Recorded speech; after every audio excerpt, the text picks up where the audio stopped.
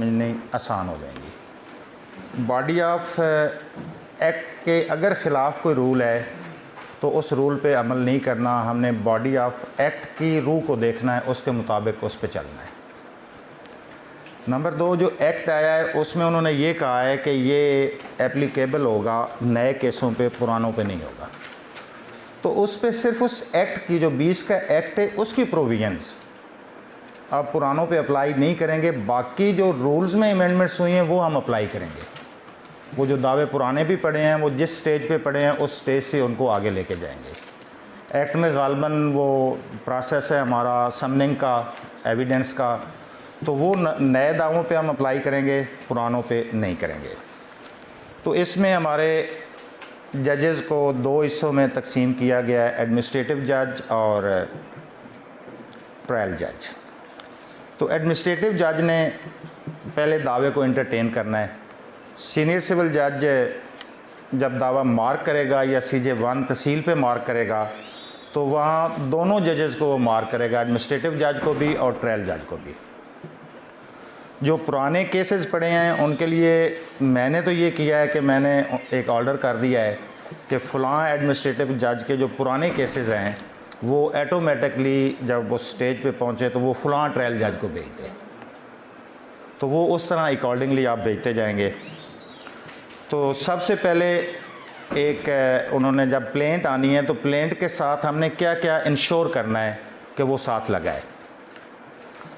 Plaint के साथ जो कुछ उन्होंने लगाना है उसको आप 3 हिस्सों में तकसीम कर दें। पहला ये है कि आपके जो मिनिस्ट्रियल स्टाफ का बंदा होगा जिसके ज़िम्मे प्लेंट्स वसूल करना होगा, सुप्रिटेंडेंट जैसे होते हैं हमारे, तो वो उसको देखेगा। आपके ऑर्डर 7 रूल 9 है गालबन कि क्या उसके साथ जितने डिफेंडेंट्स हैं उतनी कॉपीज़ प्लेंट की लगी हैं, समन्स साथ लगे हैं कि नहीं। समन्स आपको 3 लेना पड़ेंगे। पहले 1 समन पर डिफेंडेंट था, अब हमने 3 समन पर डिफेंडेंट लेने हैं। एक हमने प्रोसेस सर्वर को देना है, एक थ्रू रजिस्टर्ड पोस्ट AD भेजना है और तीसरा कोरियर सर्विस या UMS। ये 3 कंपल्सरी हैं। उसके साथ 2 एडिशनल कॉपीज़ वो प्लेंट की देगा। कंसाइज स्टेटमेंट अगर है तो वो देगा। ये इस हद तक तो उसको चेक करेगा मिनिस्ट्रियल स्टाफ का बंदा। अगर वो नहीं लगी तो वो प्लेंट लेने से इनकार कर देगा, वहाँ से वापस कर देगा। उसके बाद जज साहब के पास आ जाएगा केस। तो अगर उन्होंने डॉक्यूमेंट्स साथ जो दस्तावेज़ात पेश करना है उनकी कॉपीज़ नहीं लगवाई तो वो जज साहब वो लगवाएंगे। डॉक्यूमेंट सूड उपान जो है वो पेश करेंगे जज साहब को, जज साहब उसको देखेंगे। देख के उसके साथ चूँकि प्लेंट के कॉपी भी रिक्वायर्ड है तो ओरिजिनल डॉक्यूमेंट देख के उसको वापस कर दें। चूँकि बाज़ औक़ात एग्रीमेंट टू सेल्स होती हैं या डॉक्यूमेंट स्टैम्पर हो जाते हैं तो ओरिजिनल डॉक्यूमेंट वो वापस ले जाएंगे। फ़रिस्त वर्सा जो है इसको बड़ा कंपल्सरी कर दिया गया है। पहले भी ये था कि इसके ना आने की वजह से दावा हमारा हम खारिज कर सकते थे, मगर अब इस पर ज़्यादा ज़ोर दिया गया है। उसमें जो एक चीज़ मिस होती है फ़रिस्त वर्सा में, उस पे ख़ासकर आपने ज़ोर देना है।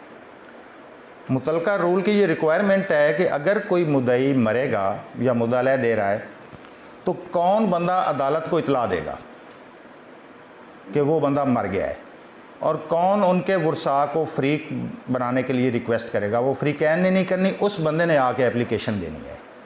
तो उसका नाम मोस्टली नहीं लिखते वकला फ़रिस्त में, वो लाजमी आपने इंश्योर करना है कि वो नाम लिखा हुआ है। उसके बाद प्रोसेस जारी करें। प्रोसेस में अब ये है कि कॉपीज़ जो हैं प्लेंट की और साथ जो डॉक्यूमेंट्स की कॉपीज़ पेश की गई हैं उन सब का उतने ही सेट हमने लेने हैं वकला से जितने डिफेंडेंट्स हैं। 2 एडिशनल कॉपीज़ फॉर कोर्ट। तो अब हम उसको पोस्ट में भेजेंगे, UMS में भेजेंगे या प्रोसेस सर्वर को भेजेंगे। तो बेहतर ये है कि हम वो अपने डॉक्यूमेंट्स की जो कॉपीज़ हैं वो प्रोसेस सर्वर के हवाले करें ताकि वो कहीं मिसप्लेस ना हो जाएं।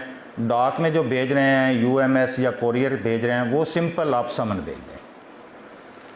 अब समन्स पे इनकारी आ जाती है कि उसने वसूल करने से इनकार कर दिया, एडी वापस आ जाती है, या ये रिपोर्ट आ जाती है कि उसने लेने से इनकार किया है, तो आपने फर्दर प्रोसेस आगे नहीं करना, वहीं पे मुद्दाले को यकतरफ़ा कर देना है।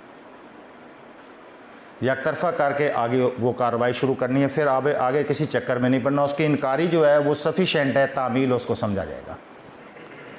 अगर नहीं हो सकी, उसकी इनकारी भी नहीं, तामील भी नहीं, तो उसके बाद अखबार इश्तिहार कर दें, उसका नंबर है, व्हाट्सएप कर दें, मैसेज कर दें, टीवी पे दे दें, रेडियो पे दे दें, जो भी है एक प्रोसेस इख्तियार करके उसको यकतरफ़ा कर देंगे। अब उसके बाद डिफेंडेंट आ जाएगा आपके पास। जब डिफेंडेंट आया है तो उसको रिटन स्टेटमेंट जो उसने देनी है, उसके साथ उसने सारे अपने डॉक्यूमेंट्स जिन डॉक्यूमेंट्स पे वो रिलायंस कर रहा है वो देगा, और एक कॉपी वो देगा प्लेंटिफ के लिए। अगर प्लेंटिफ का सेट 2 या ज़्यादा सेट हैं, बाज़ औक़ात प्लेंटिफ्स के भी सेट होते हैं, तो वो उतनी कापियाँ दे देगा ताकि प्लेंटिफ को दी जा सकें। एडिशनल 2 कापीज़ वो देगा अदालत के लिए। अब मसला ये है कि अदालत क्या करेगी उन कापीज़ को, ये मसला बाद में डिस्कस होना था, शायद भूल जाता मैंने इसलिए इस स्टेज पे, कि आपने वो कापीज़ अपने पास महफूज रखनी है। जब आपने लोकल कमीशन को बराए शहादत देनी है, फ़ाइल आपने नहीं देनी, वो फ़ाइल जो कापीज़ की शक्ल में आपके पास आ गई है वो लोकल कमीशन के हैंड ओवर करनी है। उससे देख के उसके साथ चल के वो अपनी शहादत रिकॉर्ड करेगा। तो डिफेंडेंट के रिटन स्टेटमेंट आने के बाद तो उसके लिए आपने ये करें कि उसका मैक्सिमम उन्होंने पीरियड दिया 30 डेज़। अगर आप तारीखें डालते रहेंगे कि 10 दिन बाद दे, 15 दिन बाद दे, तो फिर अमेंडमेंट्स का मकसद फौत हो जाएगा। आप उसको एक ही डेट 30 डेज़ की दें, और उसमें एक लफ्ज़ का ख़ास ख्याल रखें कि हम पहले जो डेट्स फिक्स करते हैं वो ये करते हैं कि फ़लाँ तारीख को जमा करवाए। आपने अब को का लफ्ज़ छोड़ देना है, तक, कि फ़लाँ तक 30 डेज़ की डेट डाल के कि टिल फ़लाँ वो दाखिल कर दे। वो उससे पहले भी दाखिल कर सकता है, उसने नहीं की, बस बात ख़त्म उसकी, उससे आगे फिर चलेंगे। समन्स में एक फ़िक्रे का इजाफ़ा, वो जो जैसे प्रिंट करवाते हैं तो वो करवा लेंगे, नहीं तो कोई मोर बनवा लें। उस पर डिफेंडेंट को एक ये हिदायत करें कि आप इस तारीख को जिसको आपने पेश होना है उससे पहले भी जवाब दावा दाखिल कर सकते हो। पहली डेट 30 डेज़ की डालें और ये कहें कि ऑन और टिल फ़लाँ डेट आप रिटन स्टेटमेंट सबमिट करें। नहीं करते तो उसके आगे चलें और कोई कार्रवाई और कोई डेट रिटन स्टेटमेंट के लिए उसे नहीं डालनी।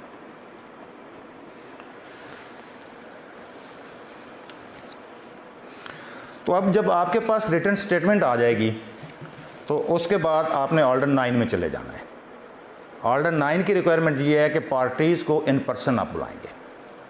अगर इन पर्सन कोई नहीं आता तो वहाँ पे पीनल क्लासेस भी हैं। मुद्दई नहीं आता तो उसका दावा खारिज कर दें, मुद्दाले नहीं आता तो उसका डिफेंस स्ट्रक ऑफ हो जाएगा। जो भी कार्रवाई वो ऑर्डर 9 की आप करनी है। मगर असालतन हाज़िरी करते हुए साथ आपने एक फ़िक्रा और ज़रूर लिख देना है कि बराए असालतन हाज़िरी फ़रीक़ैन व केस मैनेजमेंट कॉन्फ्रेंस वो आपकी नेक्स्ट डे ही हो जाएगी। 30 डेज़ के बाद ये उससे आगे अगला दिन सेम अगला दिन होगा। लंबी डेट नहीं डालनी, चूँकि 7 डेज़ के अंदर अंदर आपने इश्यूज़ भी फ्रेम करने हैं, तो उसको एक दिन की डेट डाल देनी है। अब नेक्स्ट डे फ़रीक़ैन ने आ जाना है। हम पॉजिटिव समझते हैं, नेगेटिव पे अभी नहीं जाते। तो जब वो आ जाएंगे तो उनको असालतन आप हेयरिंग देंगे। हेयरिंग दे के उनसे फार्म 14 और 15 ये फिल करवाएंगे। क्योंकि पहले ये रिक्वायरमेंट है कि रिटन स्टेटमेंट के साथ हो और प्लेंट के साथ हो, मगर उस वक्त वो ब्लैंक होगा। फिल आप उसको इस स्टेज पे कराएंगे।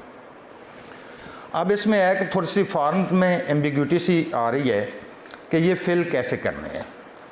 तो मैंने एक दावे की फिक्टिशियस प्रोपोजिशन बनाई है कि जैद ने बकर के ख़िलाफ़ दावा किया कि बकर ने अपनी ज़मीन 20 कनाल बेचने का उससे मुआहदा मोरखा 20/6/20 को किया। अराज़ी का ज़र समन 20 लाख रुपए मुकर्रर हुआ, जिसमें से 5 लाख रुपए मुद्दई ने बयाना के तौर पर दिया। और मुआहदा में ये तय पाया कि 1 साल के अंदर अंदर मुद्दई बकिया ज़र समन अदा करके अराज़ी का इंतकाल करवा लेगा और मुद्दा अलैह अराज़ी का कब्ज़ा हवाले मुद्दई कर देगा। मगर मुद्दई के मुतालबे पर मुद्दा अलैह ने ना तो बकिया ज़र समन वसूल किया और ना इंतकाल दर्ज करवाया और ना ही कब्ज़ा अराज़ी हवाले मुद्दई किया। तो मुद्दा अलैह ने अपने रिटर्न स्टेटमेंट में कहा कि वो इस अमर को तस्लीम करता है कि इकरारनामा उसने किया था, बैनामा वसूल किया था, मगर 1 साल के अंदर अंदर मुद्दई उसके पास नहीं आया कि बकिया रकम लेके आप इंतकाल करवा दो। लिहाजा इकरारनामे की ये शर्त थी कि अगर इस मुकर्रर टाइम में वो नहीं आएगा तो बयाना उसका ज़ब्त हो जाएगा और इकरारनामा कैंसल्ड समझा जाएगा। ये एक प्रोपोजिशन है, आपके पास ये दावा है। तो इसमें आप फार्म 14 अगर आप किसी के पास है तो सामने रख लें।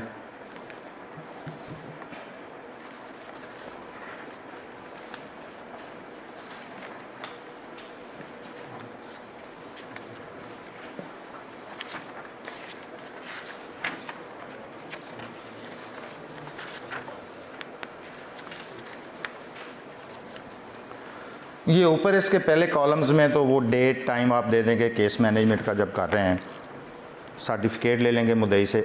आगे आगे के उसके जो तस्लीम शुदा अमूर हैं, फैक्ट्स हैं, एडमिटेड फैक्ट्स हैं, वो कौन से हैं। तो इन एडमिटेड फैक्ट्स में वो लिखेगा, मुद्दई से लिखवाएंगे आप कि हम फ़रीक़ैन के माबैन इकरारनामा बै मोरखा फ़लाँ हुआ, कब्ज़ा मुद्दा अलैह के पास है, ज़र बयाना मुद्दा अलैह ने वसूल किया। ये एडमिटेड फैक्ट है दोनों फ़रीक़ैन की जानिब से, ये उसमें लिखा जाएगा। अब नेक्स्ट पे आप जाएंगे, उसमें डिस्प्यूटेड फैक्ट क्या है कि 1 साल के अंदर अंदर मुद्दई ने मुद्दा अलैह से डिमांड नहीं की, उसको बकिया ज़र समन नहीं दिया, इंतकाल के लिए नहीं कहा, ये डिस्प्यूटेड है। दूसरा ये डिस्प्यूटेड आ गया इसमें कि क्या मुद्दई अगर नहीं गया तो इकरारनामा कैंसिल तस्वर होगा और बयाना जो है वो ज़ब्त तस्वर होगा। अब ये डिस्प्यूटेड फैक्ट्स हैं, ये नीचे आपने डिस्प्यूटेड फैक्ट्स लिख देने हैं। ये लिख के दोनों कॉलम फिल हो गए। उसके बाद आपने पूरे दावे के इश्यूज़ लगाने हैं, जिस तरह रूटीन में पहले हम लगा रहे हैं। वो लगा के जो इश्यूज़ उसमें एग्रीड हैं, जैसे कि ये whether the defendant entered into the agreement to sell dated 20/6/2020 of his land to the plaintiff for consideration of RS 20 lakhs, this is admitted, agreed issues है, इसके सामने आप एग्रीड लिख देंगे। ये डिसएग्रीड है कि ऐसे whether the plaintiff within time was prepared to perform the agreement to sell on his spot, ये डिस्प्यूट डिसएग्रीड है, इसको डिसएग्रीड आप लिख लेंगे। उसके बाद अगले कॉलम्स जो हैं वो मैन किधर गया फॉर्म सर,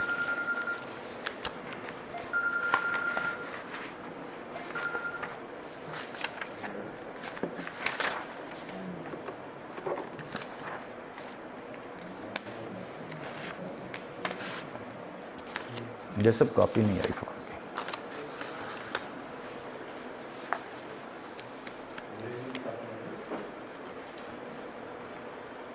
ये फॉर्म की कॉपी नहीं।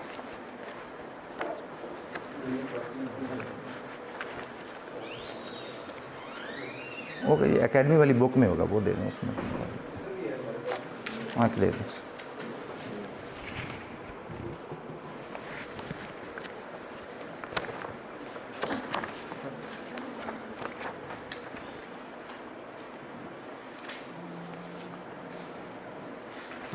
आगे 4th कॉलम इसका है कि क्या वो मेडिएशन, आर्बिट्रेशन या कंसिलिएशन में जाना चाहता है, ये उससे लिख के टिक कर लें जो चाहता है वो।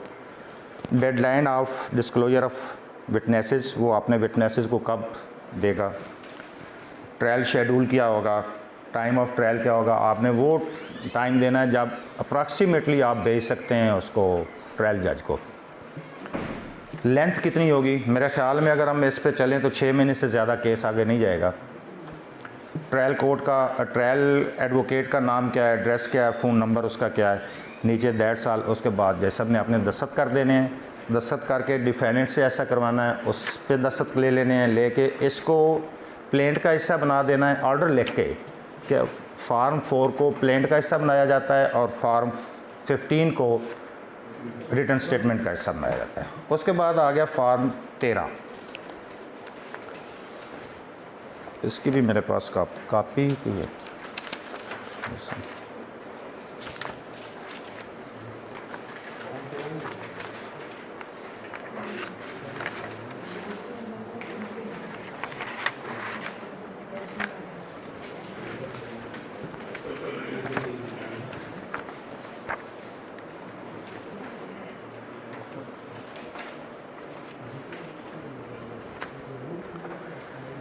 ये अदालत ने 13 जो है, फॉर्म नंबर 13, ये अदालत ने ख़ुद फिल करना है।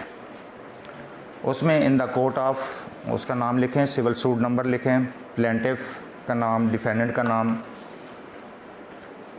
आगे ये 4 पॉइंट्स हैं। वेदर द प्लेंटिफ और the defendant requires inspection and discovery of documents, yes और no. Requires other sides to admit और डिनाई सर्टन फैक्ट्स, येस और नो। इंटेरोगेटरीज देना चाहते हैं, येस और नो। ये आप फिल करके, कोई अगर वो दें, क्वेश्चन दें कि हमने पूछने हैं ये डॉक्यूमेंट्स, उनकी तफसील इसमें आप लिख लेंगे। अगर वो नो कर रहे हैं तो नो कर दें, अगर वो कोई तफसील दे रहे हैं तो वो तफसील सारी इसमें लिख के, तो इसको साइन करके आप वो क्लास से भी साइन करवा के इसको अपने रिकॉर्ड का हिस्सा बना लेंगे। अब यहाँ पे ये ख्याल रखना है कि अगर वहाँ पे कोई भी पार्टी डिस्कवरीज़ और इंटेरोगेटरीज़ और इंस्पेक्शन ऑफ डॉक्यूमेंट्स नहीं चाहते तो इनके लिए डेटें फ़िक्स नहीं करनी, फिर उसको छोड़ दें, फिर डायरेक्ट आप तनकीयात पे चले जाएं। अगर वो डिस्कवरीज़ या इंस्पेक्शन पे जाते हैं तो उनके लिए एक एक दिन फ़िक्स कर दें, next day next day next day. आप ये अपनी सारी प्रोसीडिंग्स 4 दिन में मुकम्मल कर लेंगे। मज़ीद 2 दिन का मार्जिन होगा, अगर कहीं को डेट देना पड़ती है तो वो दे दें। तो 6 दिन मुकम्मल करके 7वें दिन आपने इश्यूज़ लगा देंगे। अब यहाँ पे एक थोड़ा सा क्वेश्चन पैदा होता है कि यहाँ पे मेडिएशन की प्रोविजंस भी मौजूद हैं कि मेडिएशन को भेजें। यहाँ पे बॉडी ऑफ एक्ट भी रिक्वायर कर रही है कि 7 दिन के अंदर अंदर आप इश्यूज़ फ्रेम करें। तो आपने 6ठे दिन जाके मिसल को गौर के लिए रखना है, मेडिएशन के गौर के लिए, कि क्या ये केस मेडिएशन के लिए भेज सकते हैं या नहीं भेज सकते। तो वो आपने अपनी ओपिनियन देनी है, पार्टीज़ की कंसेंट लेने की कोई ज़रूरत नहीं। अगर आप मेडिएशन के लिए फ़िट केस समझते हैं तो मेडिएटर को भेज दें और 1 महीने के लिए उसकी प्रोसीडिंग्स दावे की स्टॉप कर दें। अगर आप उसको मेडिएशन के लिए फ़िट नहीं समझते हो तो इसकी रीज़न दे दें कि इस वजह से ये मेडिएशन के लिए मैं नहीं भेज रहा, तो फिर नेक्स्ट डे उसकी तनकीयात पे रख दें। जब आप मेडिएशन को भेजेंगे तो आपकी प्रोसीडिंग स्टॉप हो जाएंगी, तो आपने सिर्फ उस वक्त तक 6 दिन कंज्यूम किए हैं। तो 30 डेज़ मेडिएशन के हैं वो आपके खाते में नहीं पड़ेंगे, वहाँ प्रोसीडिंग स्टॉप रहेंगी। जब मेडिएशन से वापस आएगी तो वो आपका 7वां दिन होगा, उस दिन आप इश्यूज़ फ्रेम कर देंगे। मगर उस वक्त आपने इश्यूज़ फ्रेम वो करने हैं जो इन डिस्प्यूट हैं, जिनके बारे पहले एडमिशन्स हो गई हैं, कोई पार्टीज़ मान गई हैं या मेडिएशन हो गई है, रिज़ॉल्व हो गए हैं, तो उनके बारे इशू फ्रेम नहीं करना। सिर्फ वही इशू जिस पे फ़ैसला चाहिए, वही 1 2 3 जो इश्यूज़ होते हैं वो आपने फ्रेम करके ट्रायल जज को भेज देना है। अब यहाँ पे एक और भी थोड़ा सा मसला आ रहा था डिस्कशन के दौरान कि मेडिएशन में वो लिखते हैं सेटलमेंट के प्रोविज़न में कि अगर कुछ पार्ट वहाँ पे उनकी मेडिएशन हो गई है और पार्ट पे नहीं हुई तो उस पार्ट की हद तक एडमिनिस्ट्रेटिव जज डिग्री पास कर दे या कोई ऑर्डर पास करे और नेक्स्ट को वो ऊपर भेज दे। तो आपने वहाँ पे ये देखना है कि उस हिस्से की डिग्री आप पास नहीं करें। अगर वो ऐसा है काबिल अमल है जिसकी एग्जीक्यूशन रिक्वायर्ड नहीं है तो उस पे आप डिग्री पास करके उसको रख दें, साथ भेज दें। अगर वो काबिल अमल नहीं है पार्ट डिग्री या उस पे एग्जीक्यूशन रिक्वायर्ड है तो वहाँ पे अपनी फाइंडिंग्स दे के साथ ये दे दें कि इसको फाइनल डिग्री का पार्ट ट्रायल जज ही बनाएगा, तो उसको यहाँ पे ये ऑर्डर पास करके साथ लिख के ऊपर भेज दें। वो अपने गले में एडमिनिस्ट्रेटिव जज एग्जीक्यूशन ना डाल ले। एग्जीक्यूटेबल अगर डिग्री का पार्ट नहीं है तो वो कर दे, उनकी कंसेंट हो गई है, कोई लेन देन हो गया, ख़त्म हो गया। अगर वो एग्जीक्यूटेबल है तो फिर उस पर इफ़ेक्टिव डिग्री पास ना करे, अपनी एक फाइंडिंग दे के ऑर्डर लिख के उसको ऊपर ट्रायल जज को भेज दें। तो यहाँ तक तो एडमिनिस्ट्रेटिव जज की ही कार्रवाई बनेगी। अब इसमें एक दो क्वेश्चन और भी आ रहे थे कि क्या एडमिनिस्ट्रेटिव जज हुक्म इम्तनाई की दरख्वास्तों का क्या करेगा, कि उसके इख्तियारात तो ऑर्डर 14 तक चल रहे हैं, तो ये ऑर्डर 39 आ रहा है। तो इसमें जहन में एक रखें कि हमारे इस प्रोसीजर की स्कीम ये है कि हम रिवर्स गियर नहीं लगा सकते, इसमें आगे से पीछे नहीं आ सकते, आगे को जा सकते हैं, और ये हम सिर्फ करेंगे ऑर्डिनरी प्रोसीडिंग्स में। अदालत की ऑर्डिनरी प्रोसीडिंग्स जो हैं वो ऑर्डर 7 से शुरू होके गलमुत जजमेंट जहाँ पे देते ऑर्डर 18 या 19 पे जाके ऑर्डिनरी प्रोसीडिंग्स हमारी ख़त्म हो जाती हैं। बाकी जितनी सीपीसी में प्रोसीडिंग्स हैं वो कुछ सप्लीमेंटल प्रोसीडिंग्स हैं, कुछ इंसिडेंटल प्रोसीडिंग्स हैं, उनमें ये रिवर्स और आगे पीछे जाने का मसला नहीं है। सिर्फ ऑर्डिनरी प्रोसीडिंग्स में नहीं जा सकते, बाकी में जहाँ भी जाएँ चाहे आप जा सकते हैं। मिसाल के तौर पे अगर एडमिनिस्ट्रेटिव जज के पास दावा आता है किसी नाबालिग के ख़िलाफ़, तो उसका गार्डियन मुकर्रर करना है तो ऑर्डर 32 में करना है। नेक्स्ट फ्रेंड का देखना है जिसके बारे में उन्होंने पीनल क्लास भी लगा दी है, तो वो भी ऑर्डर 32 में उसमें जाके देखना है, क्योंकि ये इंसिडेंटल प्रोसीडिंग्स हैं, ये उसको नहीं रोक रही। ऑर्डिनरी प्रोसीडिंग्स में वो आगे नहीं जा रहा, वो इंसिडेंटल प्रोसीडिंग्स को जाके परफॉर्म कर रहा। तो जितनी एप्लीकेशंस आएँ वो एडमिनिस्ट्रेटिव जज ने ही डिसाइड करनी है। बाकी ये अमेंडमेंट्स नहीं है, सिस्टम हमारा ख़राब है। स्टार्ट में आप अगर कोई अच्छी रिवायात डालेंगे तो शायद अच्छा सिस्टम चल निकले, इन अमेंडमेंट्स का पर्पस सॉल्व हो जाए। और मैं तो ये समझता हूँ कि अगर इन अमेंडमेंट्स पे डिस्ट्रिक्ट जुडिशरी कामयाबी से अमल कर लेती है तो शायद जुडिशरी की एक नई हिस्ट्री बन जाए। अब आपने किसी एप्लीकेशन पे आर्गूमेंट्स नहीं सुनने, ये प्लीज़ एहतियात रखें। अगर एप्लीकेशंस को आप आर्गूमेंट्स में डालना शुरू कर देंगे तो फिर वो पहले वाला सिस्टम शुरू हो जाएगा। जब मेन सूट में रिटन आर्गूमेंट्स आ गए हैं तो एप्लीकेशन में ओरल आर्गूमेंट्स कहाँ पे रहे। सिंपल एप्लीकेशन आई है, जवाब आ गया है, नेक्स्ट डे दें, रिटन आर्गूमेंट्स अगर कोई हैं तो देते हैं तो ठीक है, नहीं देते हैं तो उसको डिसाइड कर दो। और उसको दावे के साथ साथ रखना है, दावे की प्रोसीडिंग्स में उनका अमल दखल ना हो। वो आपकी ऑर्डिनरी प्रोसीडिंग्स हैं दावे की, उनको डिस्टर्ब नहीं होना चाहिए। ये सप्लीमेंटल इंसिडेंटल प्रोसीडिंग्स हैं एप्लीकेशंस की, ये साथ साथ चलेंगी, उसकी प्रोसीडिंग में रुकावट नहीं डालेंगी। तो स्टे एप्लीकेशन है, साथ जवाब पे आपने रखा है, जवाब के बाद आपने हियरिंग के लिए रखा है, जवाब दरख्वास्त है हियरिंग के लिए रखा है, साथ ही एक दे दें कि वो स्टे एप्लीकेशन की रिटन आर्गूमेंट्स दे दें। नेक्स्ट डे आपने रखा है डिस्कवरीज़ के लिए, उसी दिन आप साथ स्टे एप्लीकेशन को ऑर्डर के लिए रख लें, उस दिन उसका ऑर्डर अनाउंस कर दें, या कोई सो फार और एप्लीकेशंस आती हैं तो ये इसमें करें। उसके बाद आगे केस चला गया हमारे ट्रायल जज के पास। तो ट्रायल जज ने तो कुछ भी नहीं करना, माँ सिवाय एविडेंस रिकॉर्ड करनी है और उसका फ़ैसला दे देना है। एक इसमें जो प्रोविजन डाली गई है कि जो एप्लीकेशन ट्रायल जज के पास आएगी उसको ट्रायल जज ही डिसाइड करेगा। अब ये अगर सूरत हाल पैदा हो जाती है कि एप्लीकेशन ट्रायल जज के पास आई है, वो एक्सेप्ट हो गई है और दावा रिवर्ट कर गया, पीछे चला गया है, प्रोसीडिंग्स पीछे चली गई हैं, यानी ऑर्डर 8 में हम चले गए हैं, यकतरफ़ा हुआ है, यकतरफ़ा की एप्लीकेशन एक्सेप्ट हुई है, यकतरफ़ा कार्रवाई सेटिस्फाइड हुई है उसके ख़िलाफ़, तो डेफिनेटली उसने रिटर्न स्टेटमेंट देनी है, जाके ऑर्डर 8 में देनी है। तो फिर क्या करेगा, फिर ट्रायल जज ही उसे चलाएगा या एडमिनिस्ट्रेटिव जज के पास जाएगा। तो उस स्टेज पे वो एप्लीकेशन को डिसाइड करके मुद्दाले को जवाब दावे की इजाज़त दे के केस वापस एडमिनिस्ट्रेटिव जज को भेजेगा। तो फिर एडमिनिस्ट्रेटिव जज ऑर्डर 8 से आगे की प्रोसीडिंग्स मुकम्मल करके 14 तक जाके फिर वापस उसको भेज देगा। अब रहेगी हमारी कमीशन के थ्रू एविडेंस रिकॉर्डिंग। तो किसी सूरत में एविडेंस के लिए हमने 90 डेज़ से ज़्यादा नहीं लगाने। अब 90 डेज़ के लिए दोनों फ्री कैन को कह के कमीशन को फ़ाइल दे सकते हैं कि ये ले जाओ आप प्लेंटिफ की डिफेंडेंट की शहादत 90 दिन में मुकम्मल करके मुझे दो। ऐसा करेंगे, नया नया काम है, मसले पैदा होंगे। तो कमीशन के लिए पहले सिर्फ प्लेंटिफ को रख लें। प्लेंटिफ के गवाह आ गए, उनको कमीशन के हवाले करें, फ़ाइल कमीशन को दें। फ़ाइल पहले मैं जिक्र कर चुका हूँ, जो एडिशनल कॉपी हमारे पास रिटन स्टेटमेंट की और प्लेंट की और डॉक्यूमेंट्स की होनी है, उसको कहें कि 1 महीने बाद या वो तक वाला टिल एंड ऑन 30 डेज़ आप अपनी शहादत मुकम्मल करके रिपोर्ट सबमिट करें।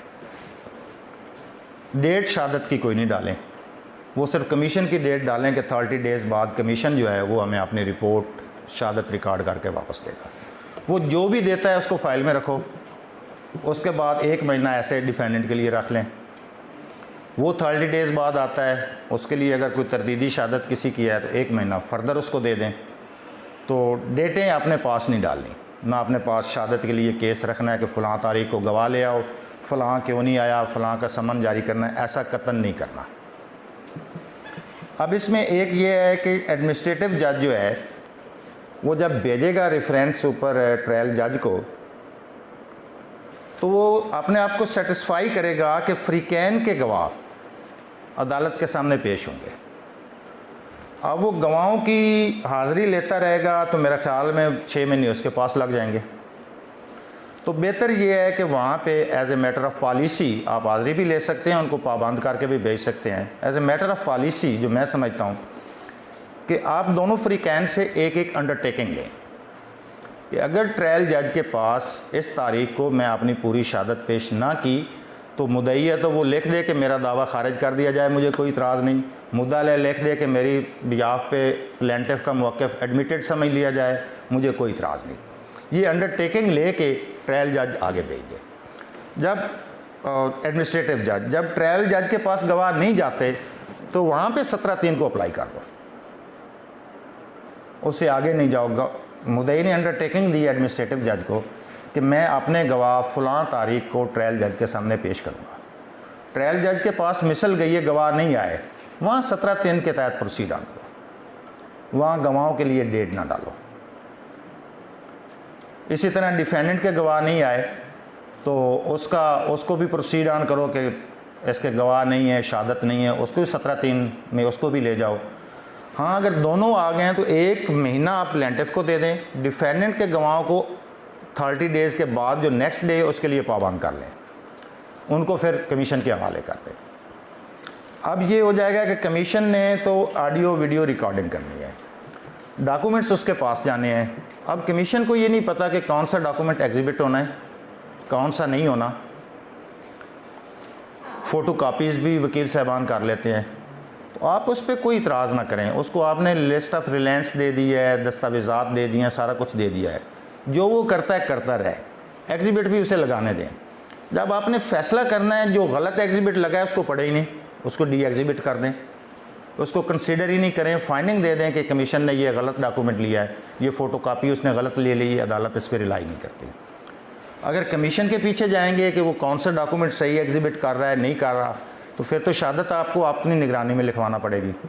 अपनी निगरानी में कमीशन को ले आओगे तो फिर वो पहले वाला काम शुरू हो जाएगा, ऑब्जेक्शंस, डेटें, तो उनसे थोड़ा सा बचना है। तो टाइम फ्रेम इसमें बहुत ज़रूरी है, उस टाइम से नहीं निकलें, वहाँ इफ़ेक्टिव ऑर्डर पास करें, डेटें नहीं डालें, शहादत की कोई डेट फिक्स ना करें, सिर्फ कमीशन को 30 डेज़ टाइम दे दें। अब ट्रायल जज ने जब दावा डिग्री कर दिया तो उसके लिए यहाँ पे थोड़ा सा मसला बनेगा कि उसने उसी वक्त ही सर्टिफाइड कॉपीज़ देनी है at the expense of the parties. अब सर्टिफाइड कॉपीज़ फ़ौरन बनवाएंगे तो हमारे कागज़ का ख़र्चा भी हो जाएगा, कॉपी बनाने की मेहनत भी होगी, वो लेने ही नहीं आएंगे तो कॉपी ब्रांच हमारी लॉस में चली जाएगी। नहीं बनवाएंगे तो ये लॉ की प्रोविजन की एप्लीकेशन नहीं हो पाएगी। तो इसके लिए जो मैं मुनासिब समझता हूँ या मैंने अपने जजेस को जो इंस्ट्रक्शंस दी हैं कि आप जजमेंट लिखते हुए एक ऑर्डर साथ पास कर दें कि ये जजमेंट डिक्री पास हो गई है, ये इतने सफ़ात पर मुश्तमिल है, इसकी सर्टिफाइड कॉपीज़ तैयार हैं। फ्रीकैन को हिदायत की जाती है कि मतलूबा टिकट इतने रुपए का वो जमा करवा के कॉपीज़ ले लें। अगर वो टिकट दे जाते हैं तो उनको कॉपी दे दें, नहीं दे जाते तो उनको छोड़ दें। अब इसका एक फ़ायदा वो सिस्टम में या डिले में ये होगा इस प्रोविज़न से, जो अपील में उनका टाइम कंडोन होता है एप्लीकेशन कॉपी लेने के लिए, अब वो नहीं होगा। चूँकि लॉ ये प्रज्यूम करेगा कि जिस दिन जजमेंट अनाउंस हुई है उसी दिन ही कॉपी तैयार थी, उसको डिलीवर हो गई, या वो डिलीवरी के लिए तैयार थी तो उसका लिमिटेशन रन कर जाएगा। उससे आगे साथ ही आपने उसको एग्जीक्यूशन प्रोसीडिंग्स में कन्वर्ट कर देना है। अब यहाँ पे ये मसला आ जाएगा कि उसके लिए 30 डेज़ फॉर अपील है, तो अभी अपील का टाइम उसका बाकी पड़ा है और आपने एग्जीक्यूशन स्टार्ट कर दी है, तो बज़ाहिर लगेगा कि ये शायद उससे नाइंसाफ़ी हो रही है। सीपीसी में ऐसी कोई प्रोविज़न नहीं जो ये कहती हो कि ट्रायल जज की जजमेंट की finality subject to decision of appeal है, ऐसी कोई प्रोविज़न नहीं है। ये भी नहीं है कुछ एक्ट्स में ये लिखा हुआ है कि कोई भी अदालत की जजमेंट डिक्री है वो फाइनलिटी उस वक्त हासिल करेगी जब अपील का टाइम लैप्स कर जाएगा। तो सीपीसी में भी ऐसी कोई प्रोविज़न नहीं है। लिहाजा आपने जो ही जजमेंट एंड डिक्री पास की है वो फाइनलिटी हासिल कर चुकी है, उसके लिए अपील का पीरियड देना कोई ज़रूरी नहीं, अपील के पीरियड की इंतज़ार करना कोई ज़रूरी नहीं। आप ऑन द सेम डे उसकी एग्जीक्यूशन स्टार्ट कर दें। एग्जीक्यूशन स्टार्ट करते हुए टाइम थोड़ा सा उससे ज़्यादा दें अपील को निकाल के, ताकि ये ना हो कि हम कोई ट्रायल जज है कोई इफेक्टिव ऑर्डर कर बैठे और एपलेट कोर्ट उसको सेटिसाइड कर दे या एपलेट कोर्ट के लिए ज़्यादा मसला बन जाए। तो उसको पहली डेट ही आप 30 डेज़ से ज़्यादा की दे दें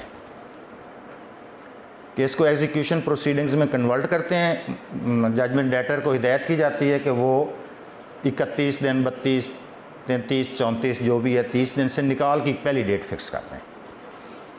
उस दौरान वो अपील में जाएगा, जो भी ऑर्डर एपलेट कोर्ट का आ जाएगा, सस्पेंड होता है नहीं होता वो उसके मुताबिक फिर चलेंगे। मगर जब आपने एग्जीक्यूशन करनी है तो साथ आपने अटैचमेंट का ऑर्डर हर हाल में करना है। उसकी गैर मनकूला जायदाद का अटैचमेंट ऑर्डर आपने पास करना है। कोई अगर मनकूला जायदाद है तो उसकी अटैचमेंट का ऑर्डर भी करना है। मनकूला जायदाद का अटैचमेंट का ऑर्डर तो वो ऑलरेडी जो पहले एग्जिस्ट करता है प्रोसीजर वही है कि वो किसी बंदे को आप मुकर्रर कर देंगे, वो उसको जाके सीज़ कर लेगा, कब्ज़े में ले लेगा वगैरह वगैरह।